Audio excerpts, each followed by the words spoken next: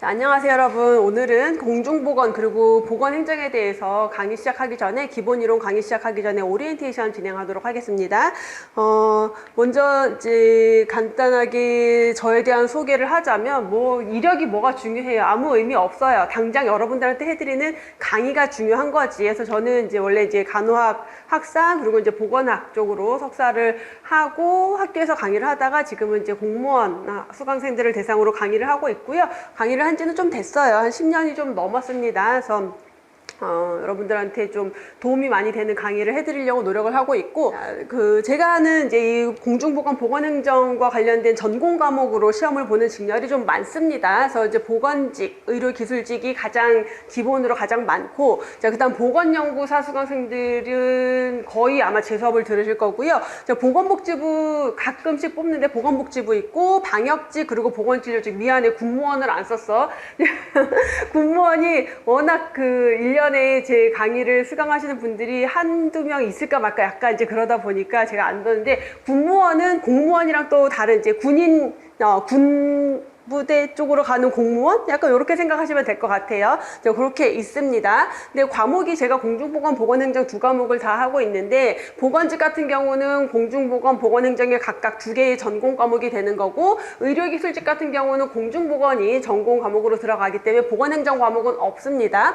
자, 보건연구사는 보건학으로 시험을 보는데, 보건학과 공중보건이 이제 이름이 다르니까 다른 과목이다라고 생각하는데 사실은 같은 과목이에요. 근데 이제 보건연구사 같은 경우는 석사급 이상, 그러니까 석사 이상의 학위를 소지하신 분들을 대상으로 하는 연구직, 그래서 6급 대우에 해당이 되는 연구직 공무원이기 때문에 문제가 조금 깊이 있게 들어가요. 그래서 보건학 같은 경우는 공중보건과 보건행정이 합쳐져서 거의 이제 합쳐져서 더 깊이 들어가는 내용이다라고 생각하시면 되고, 보건복지부 같은 경우는 9급이냐 7급이냐에 따라서 공중보건, 보건행정 이제 시험 보시는 분들이 있고, 방역직은 공중보건 7급 같은 경우는 보건행정이 들어가고요. 보건진료직은 공중보건, 그러니까 간호사들이 이제 가는 직렬인데, 공중보건이랑 그다음에 간호직 전공 과목인 지역사회 간호가 들어가요.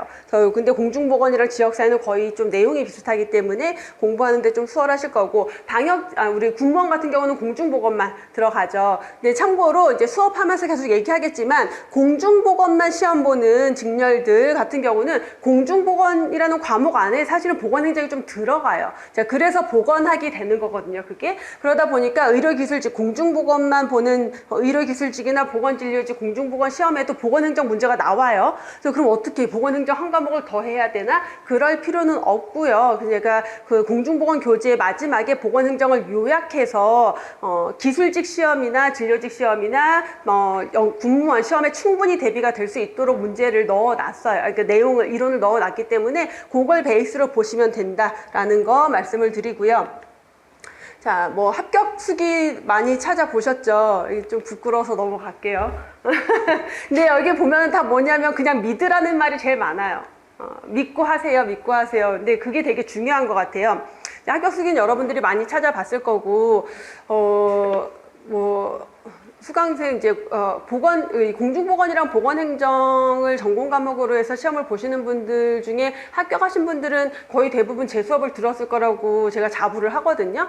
예를 들면 다른 이제 학원에서 공통 과목 공부랑 이제 전공 과목이 있으니까 하다가 공통 과목은 잘 봤는데 전공 과목에서 점수가 안 나와서 다시 저한테 오시거나 그런 분들이 되게 많이 있었고, 이제 그런 분들이 대부분 전공 과목에서 100점에서 95점 정도 점수를 맞고 합격했다라고 저한테 다 연락을 주시고 하고 있거든요. 그래서 이제 전공 과목은 제가 여러분들이 진짜 시험에서 다른 과목에서 부족한 것 메꿔줄 수 있을 만큼 최대한 높은 점수를 받을 수 있게끔 강의를 하려고 최대한 노력을 하고 있어요. 그래서 합격생들이 이제 합격 수기를 남길 때 그냥 교수님 믿고 하라는 얘기를 되게 많이 해주거든요. 그래서 여러분들이 합격 수기 같은 거 읽어보고 아마 그런 거에 대한 좀 이제 신뢰가 있어서 제 수업을 들으러 오지 않으셨을까라고 생각을 합니다. 그래서 그 기대에 부응할 수 있는 강의를 해드릴 거고, 우리가 공부를 하다 보면은 이제 되게 궁금하단 말이야. 도대체 어떻게 하면은 빨리, 어떻게 하면 조금 더 쉽게, 어떻게 하면 좀 더 효율적으로 공부해서 합격할 수 있을까라는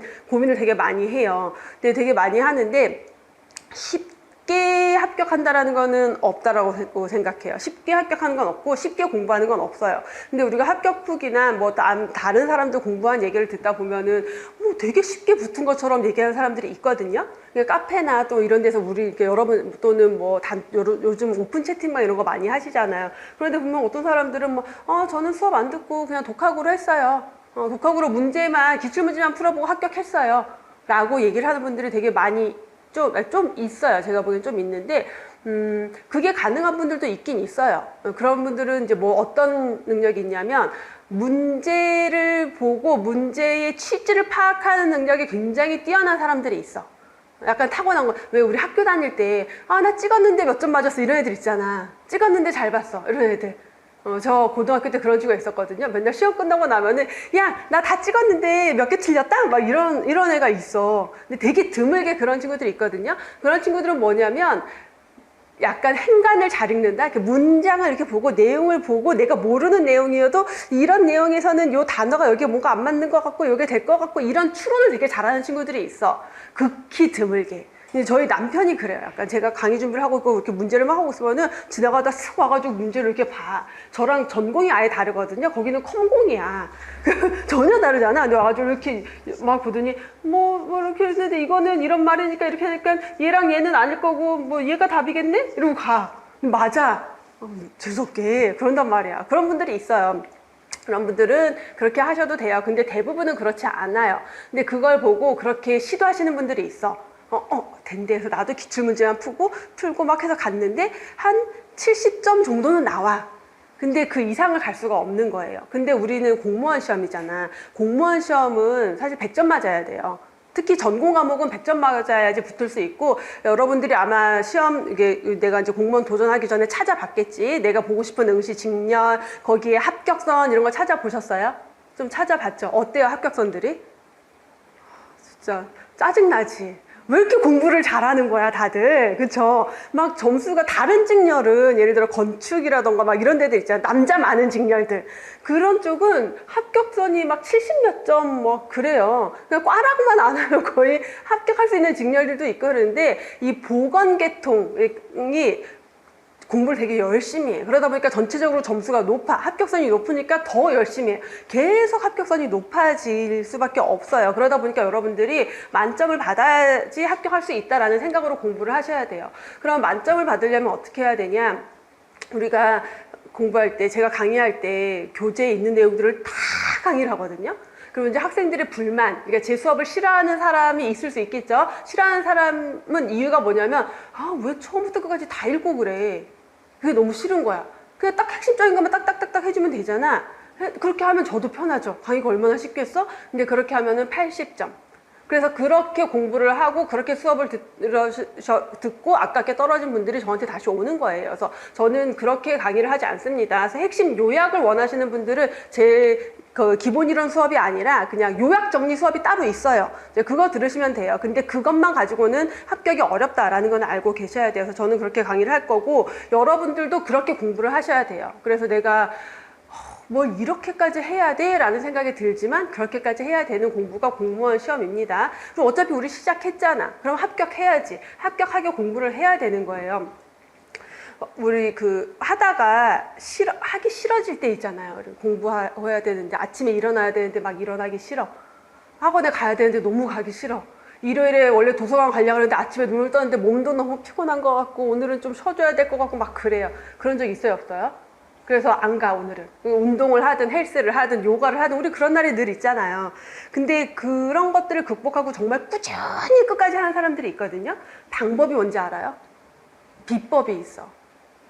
비법이 뭐냐면 그냥 해. 생각을 안 하는 거예요. 제일 안 좋은 게 뭐냐면 생각하는 거야. 생각을 하다 보면 계속 안 해도 안 해야 될 이유가 끝도 없이 꼬리를 물고 나오거든요. 그러니까 눈을 떴어. 도서관을 갈까 말까, 가지 말까, 오늘 이렇게 할까라는 생각이 드는 순간 나는 쥐는 거야. 그리고 눈을 딱 떴어. 눈을 떴으면 어떻게 해야 돼요? 도서관에 갈까 말까 생각이 드는 순간 생각하지 마. 일어나. 그냥 가는 거예요. 그러면 할 수 있는데 우리가 생각을 하는 순간 나는 생각의 고리에서 못 벗어나서 내 하루의 루틴이 깨지거든요. 그래서 그냥 공부를 그렇게 해야 된다라는 얘기까지를 잠깐 좀 드렸고, 먼저 공부 방법이라던가 이런 거에 대한 얘기는 제가 끊임없이 할 건데, 공부 방법을 물어보시는 분들이 되게 많아요.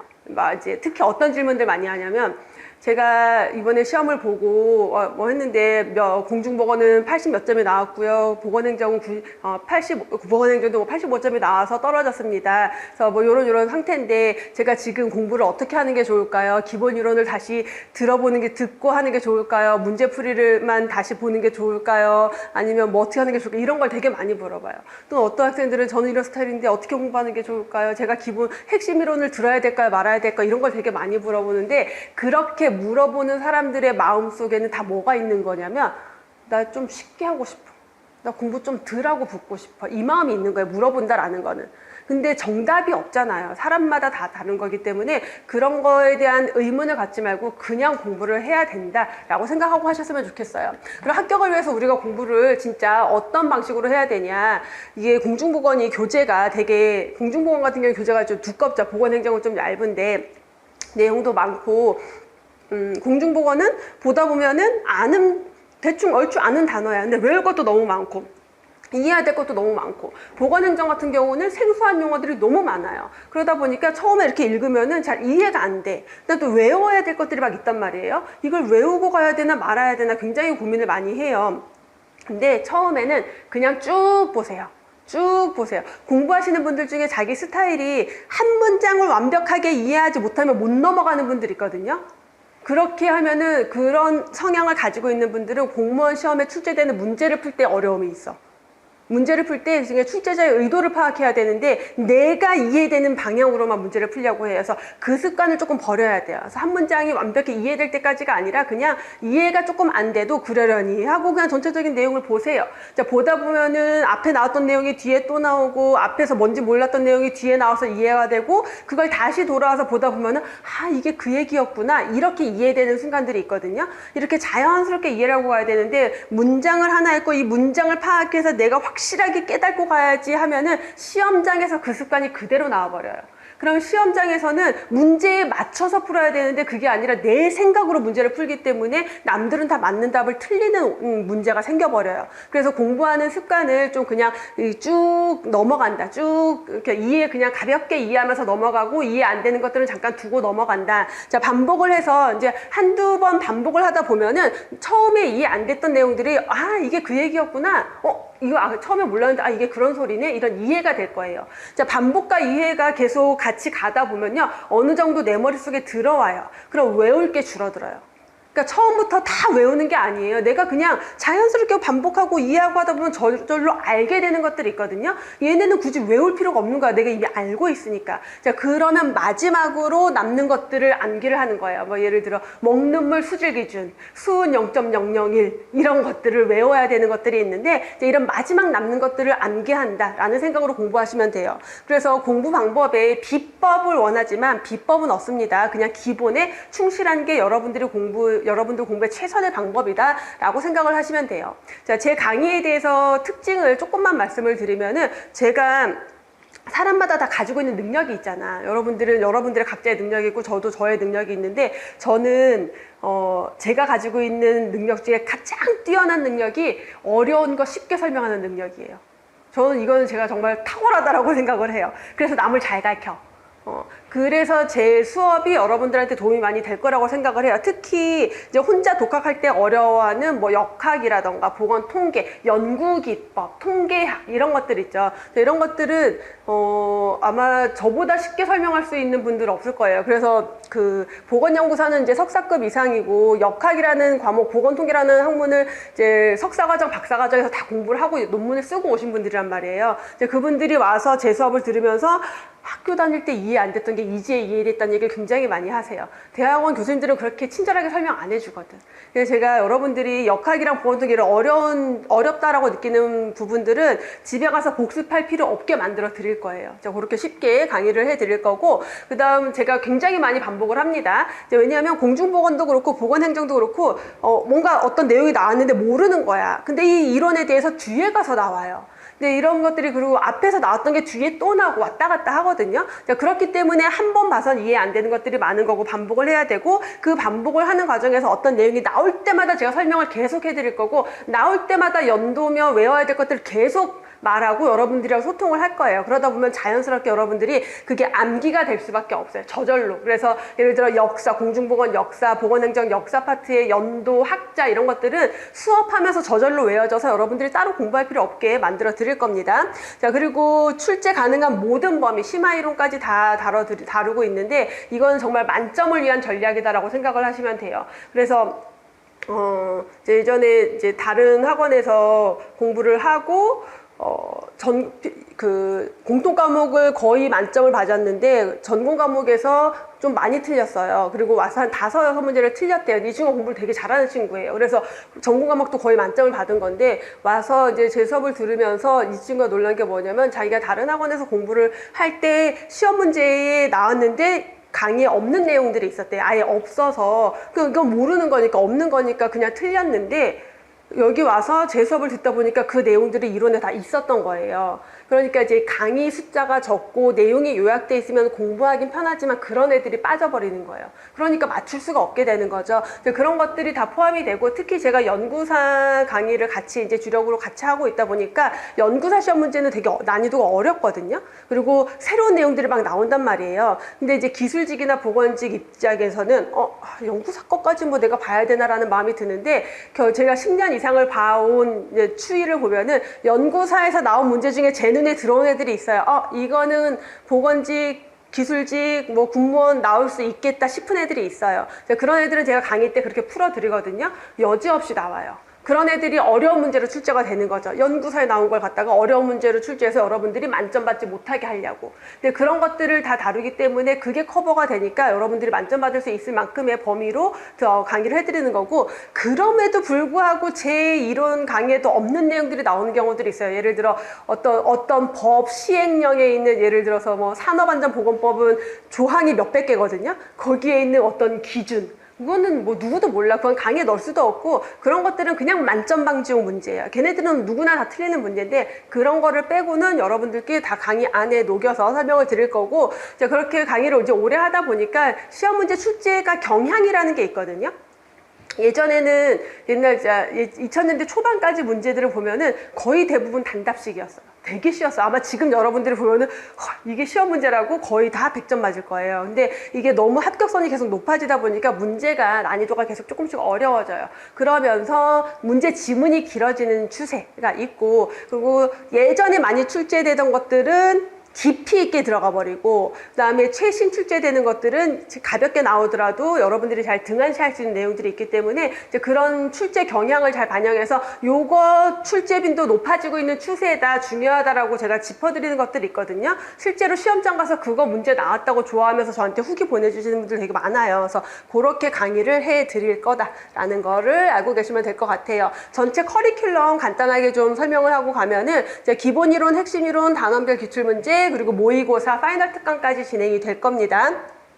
자, 기본 이론은 우리 기본서를 1부터 끝까지 전부 다 해요. 제가 빠지는 거 없이 쭉 정리를 해드리거든요. 그래서 기본 이론, 이 전체 강의 중에 뭐 이제 여러분들 중에서 프리패스로 전체 강의를 수강하시는 분들도 있을 거고, 단과로 강의를 수강하시는 분들도 있을 건데, 단과로 수업을 한다면 강의를 듣는다면 당연히 기본 이론을 기본으로 들으셔야 되는 거고, 자, 기본 이론으로 전체 이론을 정리하고 난 다음에 핵심 이론은 이제 심화가 같이 들어가요. 그래서 교재 안에 박스에 심화 박스가 있거든요. 심화는 조금 이제 어려운 내용이지만 연구사에서 출제가 되고 있고, 그게 이제 보건직이나 기술직으로 넘어오는 추세인 애들, 그런 문제들을 핵심 심화 이론에서 다뤄드리면서 전체 내용을 압축해서 요약 강의로 진행이 될 거예요. 그래서 요약 강의가 진행이 될 거고, 자, 그게 끝나면 단원별, 그래서 기본 이론이 8월부터 10월인데 사실 11월 첫째 주 정도 가야 끝나긴 해요. 보통 공중보건 같은 경우는 거의 제가 강좌 수를 수를 줄이려고 굉장히 노력을 하고 있는데 70강 내외가 나오더라고요. 그래서 강좌 수가 많으면 여러분들 힘들어해서 좀 줄이려고 하는데 그렇다고 내용을 빼고 갈 수는 없어서 한 그 정도 되기 때문에 11월 첫째 주 그쯤 끝날 것 같고, 보건행정 같은 경우는 12주 정도면 거의 딱 맞게 끝날 겁니다. 그래서 기본 이론을 정리하고 핵심 이론이 11월에서 12월 한 6주 정도 진행에 대해서 간단하게 요약해서 요약 정리를 해드릴 거고요. 이게 끝난 다음에는 단원별 기출문제가 1월부터 3월까지 진행이 됩니다. 그래서 단원별 기출문제는 제 기출문제집의 특징은 기본서 이론 순서 그대로 기출문제가 배치가 되어 있어요. 그래서 기출문제를 풀어보면서 기본 이론을 다시 회독할 수 있는 효과를 드리기 위해서 그렇게 배치가 되어 있는 거고, 기출문제 수업이 굉장히 중요합니다. 그래서 이렇게 기출문제를 보다 보면은 엄청 한 절에 막 문제가 70문제, 80문제 이렇게 있는 데가 있어요. 그런 데들은 뭐예요? 출제 빈도가 매우 높다. 무조건 시험 문제에 하나는 나온다라는 거고, 정말 문제가 막 두세 문제밖에 없는 데들이 있거든요. 그런 데들은 출제 빈도가 낮지만 가끔 있지만 나오긴 한다라는 것들. 그래서 기출문제를 보다 보면은 이런 식으로 문제가 출제가 주로 되니까 내가 어떤 식으로 공부해야겠다라는 게 조금 더 눈에 들어올 거예요. 그래서 이렇게 해서 회독을 할 거고, 제가 3주 하고 나면은 마지막 4월 달에 모의고사 진행합니다. 그래서 모의고사는 실제 시험이랑 동일하게 문제를 제가 출제를 하고, 시험지도 똑같이 시험장에서 받는 시험지의 형태로 해서 여러분들한테 나눠드리고, 시간 안에 문제를 풀고 그걸 이제 해설하는 식으로 강의가 진행이 될 거예요. 그래서 이렇게 모의고사까지 하고 나면은 이제 5월로 넘어가서 5월 달에는 이제 쭉 이어지는 강의가 없고, 파이널 특강으로 해서 핵심적으로 이제 이론 요약 정리를 하루 안에, 그냥 공중보건 한 8시간 안에 전체 내용 한번 정리해 드리는 거, 보건행정도 한 6시간 정도 해서 내용 정리해 드리는 걸로 끝나게 될 거예요.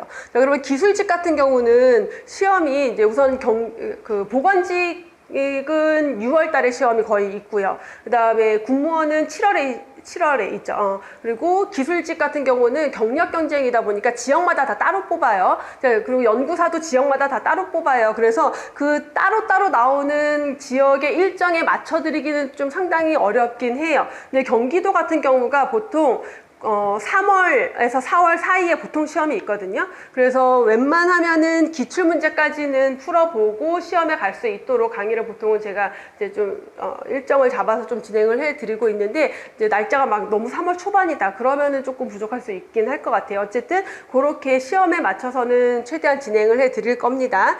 시험이 그렇게 진행이 된다라는 거 보시고, 자, 지금 여러분의 상태, 제가 이제 이 OT 시작하기 전에 잠깐 좀 여쭤봤는데, 자, 오늘 공부를 시작하시는 분들도 있고요. 자, 시험 봤는데, 작년에 시험 봤는데, 올해 뭐 25년도 시험을 봤는데 되게 아깝게 떨어진 분들도 있어요. 뭐 한 문제 차로 떨어졌어, 막 이런 분들. 자, 필기는 붙었는데 면접에서 떨어진 분들 있고요. 자, 수험생활 나 지금 한 4년 하고 있는데 이런 분들도 있단 말이에요, 실제로. 제가 다양한 분들이 있는데, 우선 오늘 시작했다 라고 하면은 당연히 다음 시험, 내년 시험을 바라보고 여러분들이 준비를 할 겁니다. 그래서 무조건 공부를 시작할 때는 내가 눈앞에 있는 시험에 붙을 거다라는 각오로 공부를 하셔야 돼요. 만약에 이 수업을 지금 이제 오늘이 며칠이 25년 8월 5일인가요? 6일인가요? 아무튼 이제 그쯤인데, 지금 시작하시는 분들도 있지만 동영상으로 온라인으로 수업을 들으시는 분들이 2026년 1월에 이 공부를 시작할 수도 있단 말이에요. 1월에 시작하더라도 나는 6월 시험에 붙는다라는 마음으로 공부를 하셔야 돼요. 단기 합격하면 좋잖아. 얼마나 좋아요. 그쵸? 그래서 실제로 저희 합격 후기 보면은 그렇게 단기 합격생이 많아. 보면은 뭐 3개월 만에 합격했어요. 6개월 만에 합격했어요. 이제 그런 케이스들이 꽤 있거든요. 그 마음을 가지고 공부를 시작하셔야 돼요. 물론 안 될 수 있어요. 안 되면 그 다음 시험으로 넘어가면 되지만, 시작할 때는 그 마음으로 열심히 하시면 되겠고, 내가 시험을 봤는데 되게 아깝게 떨어졌다. 그럼 진짜 아깝잖아요. 근데 나만 아까운 게 아니라 그런 사람이 몇백 명이야. 그렇게 떨어진 사람이 너무 많아요. 근데 중요한 건 뭐냐면, 그렇게 떨어졌는데 뭐 아닌가 보다, 그리고 돌아서는 사람이 있고요. 근데 다시 도전하는 분이 있어요. 아까우니까. 근데 이런 사람들은 결국은 붙어요. 아깝게 떨어졌다고 하는 것은 내가 조금만 실수를 덜하면 붙을 수 있을 만큼의 공부가 돼 있다라는 거예요. 공부가 이미 돼 있기 때문에 거기에 조금만 더 살을 붙이면 다음 시험에 붙을 수 있어요. 그래서 이제 그렇게 마음을 가지고 공부를 하시면 되겠고, 면접에서 떨어졌다. 제가 이제 여러분들 되게 말만 들어도 무섭지 않아요? 필기에서 붙었는데 면접에서 떨어지다니 얼마나 마음의 상처야. 자, 그리고 면접에서 떨어지고 나면은 내가 좀 문제가 있나? 내가 별론가? 막 이런 생각을 사람이 하게 되거든요. 아니야. 전혀 아니야. 제가 처음에 10몇 년 전에 처음 강의를 할 때 제 그 실강생이 필기를 붙었는데 면접에서 이제 왔어요. 근데 너무 슬픈 눈으로 와가지고 면접에서 떨어졌다고 얘기를 하는 거예요. 근데 제가 이제 여러분들 MBTI 이렇게 많이 하잖아. 제가 슈퍼 파워 F란 말이에요. 감정 공감이 그 약간 TV 이렇게 개그 콘서트, 그러니까 TV에서 누가 오면 나 항상 같이 울어요. 그런 사람이란 말이야. 합격 면접에서 떨어졌대. 나는 진짜 내 심장을 칼로 도려내는 것처럼 너무 힘든 거예요. 그 친구 눈을 볼 수가 없는 거예요. 너무너무 마음이 아팠어요. 근데 이제 이 친구가 다시 공부를 했어. 다시 수업을 듣고 그 다음에 또 필기에 붙었어요. 그런데 이제 막 걱정을 하는 거예요, 친구가. 저 선생님 그때는 오픈 채팅방 이런 게 없었고 카페, 그러니까 다운 카페 이런 데서 학생들이 소통을 했거든요. 근데 막 이제 이 친구가 경기도였는데 몇 점으로 붙었는데 학생들끼리 서로 자기 점수를 서로 이렇게 물어보고 해가지고 해서 저보다 점수 높은 사람이 많은 것 같아요. 저 면접 어떡하지? 막 걱정을 하는 거예요. 그래서 너는 몇 점이라 그랬니? 근데 저 되게 낮은 점수를 얘기한 거예요, 친구가. 그러면은 남들은 다 솔직하게 얘기했을까? 남들도 무슨 점수를 얘기했는지 알 수가 없는 거예요. 그냥 얘기하는 거잖아. 근데 막 그걸 걱정을 너무너무 하고 있었어요. 근데 이 친구가 면접에서 또 떨어진 거야. 그래서 또 얘를 또 어떻게 봐야 되지? 막 너무너무. 그래서 이 친구가 결국 3년 3번을 그렇게 면접에서 떨어졌어요. 그래서 세 번째까지 제 수업을 들으러 계속 왔었고, 그리고 안 오는 거야. 그 다음에 4년 차 때는 안 왔어요. 이 친구의 소식을 알 수가 없었는데 한 2, 3년 지난 다음에 대방고시학원에서 합격자의 밤이라고 해서 연말에 우리 대방고시학원 출신 합격생들을 모두 모아놓고 연세대학교 저기 이제 큰 홀 빌려가지고 막 이렇게 행사를 한 적이 있었거든요. 온 거예요, 그 친구가. 그래갖고 이제 소식을 들었는데 이 친구가 이제 3번을 면접에서 떨어지고 나니까 얼마나 기가 막히겠어요. 근데 그러니까 공부가 돼 있으니까 계속 붙는 거야, 결론은. 근데 면접에서 떨어진 게 아니라 필기에 계속 붙는다는 거예요, 얘는. 시험 봤다 하면 붙는 거예요. 근데 결국 마지막 그 전까지의 이 친구의 성향은 남들은 어느 지역 쓰나, 전년도 경쟁률이 어땠나, 합격선이 어땠나, 이거를 막 그렇게 살피고 이러던 친구였는데 나중에 이제 마음을 비워버린 거야. 아, 될 대로 되라. 그래서 집이 파주였어요. 그래서 파주시로 지원을 한 거야, 이번에는. 그냥 그런 거 다 신경 안 쓰고 집에서 가까운데 파주시 딱 했는데 합격해가지고 파주 보건지수에 발령을 받아서 너무 편하게 집에서 출퇴근하면서 공직생활을 하고 있는 거예요. 그래서 이 친구를 보면서 느꼈지만 그 뒤로 수많은 면접에서 떨어진 수험생들을 봤거든요. 근데 결론은 하나같이 똑같아요. 결국은 붙는데 더 잘 돼. 더 좋은 데로 가요. 경기도에서 떨어졌어. 너무 아깝게 떨어져서 속상해 서울시에 붙어요. 원하는 지역으로 붙어서 원하는 지역에 발령받아서 가요. 그런 학생들이 너무 많았어요. 그래서 혹시라도 면접에서 떨어졌다? 낙담할 필요 없어요. 아, 나 더 좋은 데 가려고 그러는구나. 이 생각으로 공부하면 되지. 이제 그냥 하시면 다음 시험을 준비하시면 되는 거지. 내가 면접에서 떨어졌구나. 내가 뭐가 문제가 있구나. 그런 생각 하실 필요 없어요. 그냥 그 지역이랑 나랑 안 맞았던 거예요. 만약에 거기에 붙었잖아, 내가. 떨어질 사람이 거기 붙었잖아. 갔으면은 분명 나랑 안 맞는 사람이 있었을 거야. 그래서 공무원 생활이 힘들었을 거야. 떨어져서 다행인 거야, 그거는. 그래서 거기는 버려. 더 좋은 데 갈 거기 때문에 신경 쓸 필요 없다라는 거. 수험 생활 N년차도 있습니다. 한 3년째 공부하고 있어요. 막 이런 분들이 있거든요. 그러면은 나는 진짜 아닌가라는 생각이 들지. 주변에서도 야, 너는 뭐 그걸 그렇게까지 공부하니 그만하지 라고 하거든요. 근데 끝까지 하면 붙더라고요. 우리 합격수기 한번 여러분들 찾아보시면 있을 건데 이렇게 되는 성함이 있는데, 이분은 제가 왜 기억하냐면 의료기술직이었고 방사선 쪽이었어요. 지방 대구 경북 그쪽에 계셨었고 병원 생활을 하고 애가 둘이 있고 막 이제 가장이야. 근데 병원 생활을 하면서 공부를 하다가 그만두고 공부하다가 이제 막 그랬어요. 얼마나 가장의 무게로서 마음이 힘들었겠어. 근데 공부를 했는데 이제 3년 정도 하고 나니까 이 친구가 내용이 이제 다 보이는 거야. 그래갖고 4년차 됐을 때 저한테 상담글을 어떤 상담글을 보냈냐면은 제가 요번에 시험 연습 겸 경기도 의료기술직 시험, 경기도가 이제 항상 시험이 먼저 있으니까 경기도에 시험을 보러 한번 가볼까 하는데 제가 이번에 시험을 보면 필기를 합격할 것 같아요, 선생님. 근데 저는 경기도 대상이 아니니까 안 갈 건데 다른 수험생들을 위해서 제가 몇 문제라도 틀리고 오는 게 나을까요? 라고 질문을 한 거예요. 그래서 뭐 몇 문제 의도적으로 틀리셔도 되고 그냥 뭐 필기 합격해도 면접을 안 가면은 이제 나머지끼리 경쟁하니까 크게 문제는 없을 거다라고 얘기를 해드렸는데 성적을 정확하게 확인하고 싶어서 이제 자기 실력을 확인하고 싶어서 문제를 다 풀었대요. 근데 진짜 붙은 거야, 필기를. 이제 면접을 안 갔죠. 그 다음에 이제 경북시험을 봤어요. 붙었어요. 그래서 합격 수기를 올렸어요. 그 다음에 요번에 대구가 또 시험이 또 있네? 기술직은 계속 다른 날 있으니까. 그래서 대구 시험을 또 봤어요. 또 붙었어요. 그래가지고 이제 골라가는 상태가 되는 거죠. 이런 케이스들이 되게 많이 있습니다. 그래서 여러분들이 공부할 때의 마음가짐은 지금 각각 다 다른 상황일 거예요. 여러분들이 다른 상황이지만 자기 상황에 맞춰서 자기의 마음을 가지고 하면 될 것 같고, 그러면 그런 거 있잖아. 누구는 3개월 만에 붙는데 나는 왜 3년, 4년 걸리지? 이런 생각이 들잖아요. 막 남들은 저렇게 쉽게 하는 거 나는 왜 이렇게 어렵게 할까? 근데 합격 수기에 단기 합격이 많은 이유는 단기 합격했으니까 얼마나 자랑하고 싶고 얼마나 할 말이 많겠어요. 근데 3년 정도 공부해서 특히 연구사 같은 경우는 보통 3, 4년 길게는 6년 걸리시는 분들도 있거든요. 그런 분들이 훨씬 더 많아요. 근데 그런 분들은 합격 수기를 잘 안 써요. 왜냐하면 너무 오랫동안 공부를 하다 보면은 나는 이렇게 공부했어 얘기하기가 되게 애매해. 한동안은 막 이렇게 하다가 한동안은 이런 방법으로 하다 그러기 때문에 그것도 애매하고 지겨워. 그러니까 합격 수기 잘 안 써요. 근데 단기에 합격한 사람들은 그 3개월이나 6개월이라는 기간 동안 매일 아침 6시부터 매일 밤 10시까지 나는 빠짐없이 순공부 시간 몇 시간들 이렇게 공부했어.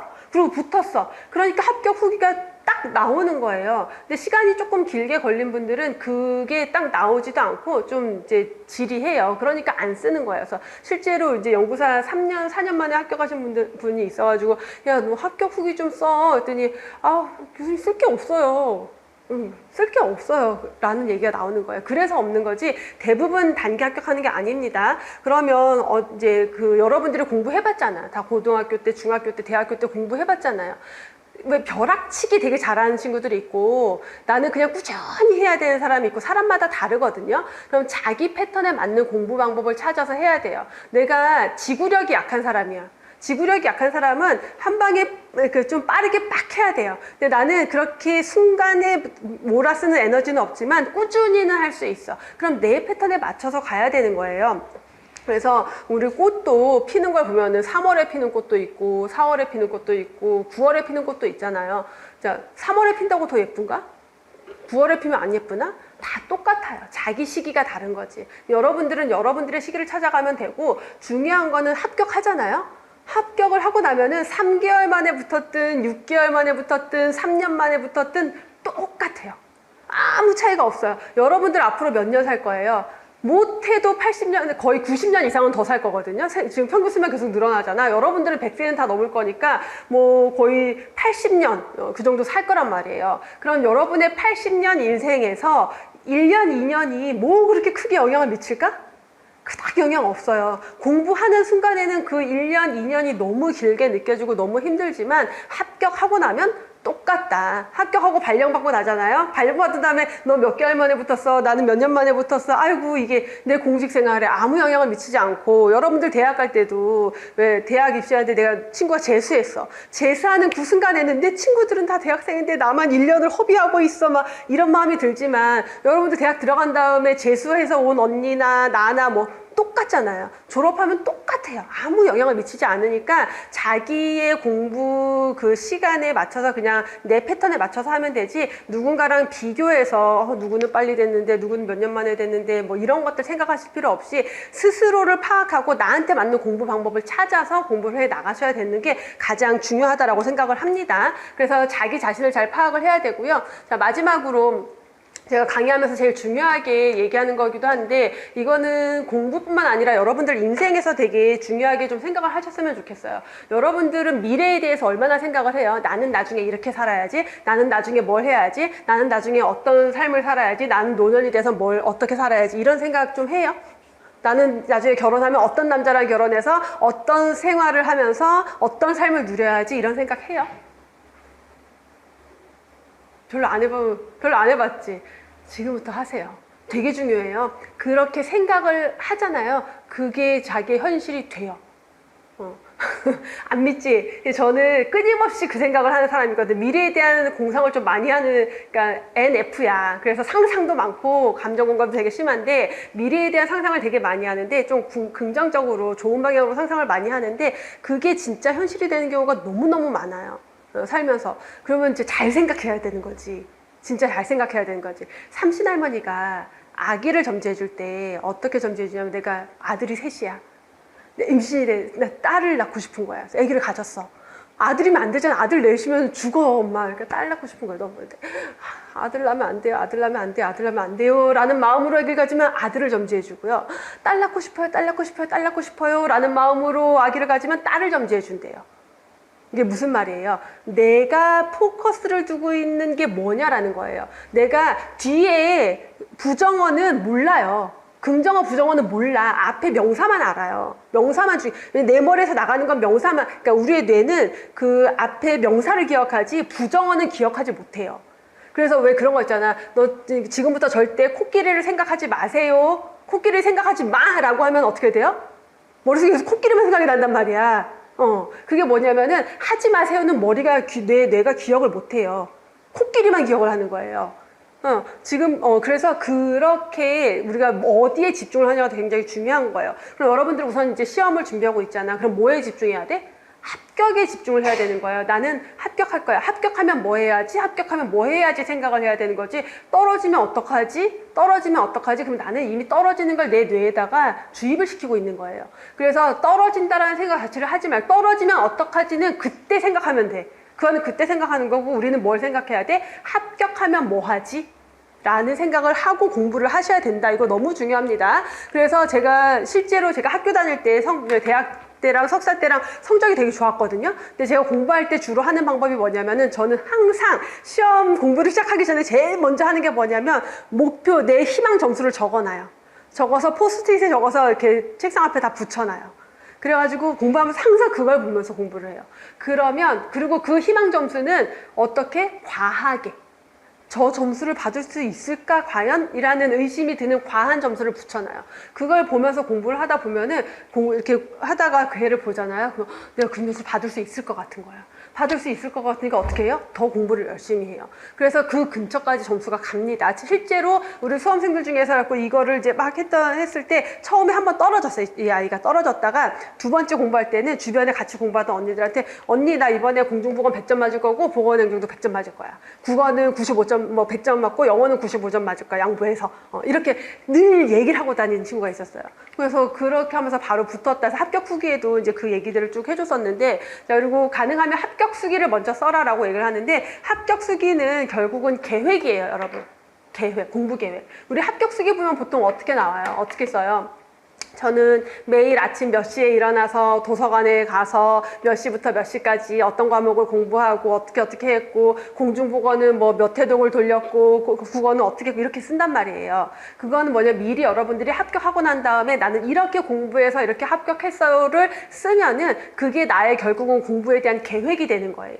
그리고 내가 그게 합격 수기잖아. 나중에 그거 띡 올리면 될 수 있게끔 거기에 맞춰서 공부를 할 수 있는 원동력이 된다라는 거고, 상상을 해라라고 했죠. 여러분들 합격하는 걸 상상하라라고 했는데, 합격 상상이 안 되잖아. 합격을 어떻게 상상하지? 합격하고 뭐 할지를 상상해야 돼요. 엄마 나 합격했어 할 때 엄마가 너무 기뻐하고 아빠가 기뻐하는 거, 친구들한테 자랑하는 거, 합격하고 난 다음에 발령받을 때까지 기간이 있어요. 그럼 뭐 할 거야? 합격하고 그 기간 좀 남아서 뭐 할 거야, 선생님? 어디 갈 거야? 이탈리아 갈 거야? 너무 좋아. 나의 최애 여행지야. 꼭 그래서 공부하다가 내가 너무 지루해. 공부가 안 돼. 집중이 안 돼. 그럴 때 뭐 해요? 이탈리아 여행 계획 짜는 거야. 실제로 우리 합격생 중에 그렇게 한 친구들이 있어요. 그래서 합격하자마자 여행을 갔어. 이거 여행 갔다 오자마자 코로나 터져서 바로 발령받았어. 그런 친구 있어서 가족들이랑 그 친구 유럽을 어디를 갔더라? 근데 12월, 그 친구가 11월 시험에 합격했거든요. 추운데도 갔어. 어디가, 뭐 할 거야, 합격하면? 합격하고 발령받기 전까지. 스위스. 스위스 너무 좋지. 비싸지만. 너무 좋아. 뭐 어디 갈 거야? 뭐 할 거야? 어디 가? 생각 안 해봤어? 지금부터 생각해야 돼. 발령받을 때까지 나 뭐 할지. 그걸 생각하란 말이에요. 선생님 뭐 할 거예요? 합격하고 발령받기 전까지. 일본. 생각 안 해보셨어? 지금부터 생각해 보시면 돼요. 일본도 좋지. 다 갔다 왔잖아. 자랑. 여행을 너무 좋아해가지고 여행을 안 가면 숨 막혀서 죽는 사람이랑. 근데 그런 거 상상을 하고 그 다음에 또 뭐 상상하냐면 내가 시험 응시할 지역 있잖아요. 공부하다 공부 안 되면 막 연예 기사 이런 거 보지 말고 뭐 인스타 이런 거 보지 말고 내가 발령받을 지역의 집 시세는 어떤가? 발령받고 내가 어디에다 그 집 얻어야 될 수도 있고 만약에 우리 집이랑 가까운 데다 그러면 내가 운전해서 다녀야지 그러면은 중고차 시세는 어떤가 이런 걸 알아보란 말이에요. 그러면 나는 이미 합격한 기분을 느끼거든요. 그게 여러분들한테 어마어마한 동기부여가 될 거고 분명 이 순간이 와요. 나중에 내가 그때 알아봤던 그 집이랑 지금 계약을 했네? 내가 그때 알아봤던 그 차를 샀네? 라는 순간 여러분은 제 생각이 날 거예요. 생각해야 돼. 그럼 연락 줘야 돼요, 저한테. 진짜 했다고. 소름 끼치지 않아요? 그 순간을 생각하면 너무 좋지 않아요? 그래서 그런 마음, 그런 생각을 가지고 공부를 하시면은 여러분들이 훨씬 더 합격할 확률이 높아진다. 빨리 합격할 거다. 난 그 기본이론 강의 말고 약간 동기부여 강사했어야 돼. 그게 더 잘 어울리지 않아요? 아무튼 그래요. 그래서 저는 사실은 살면서 이 경험을 너무 많이 했어요.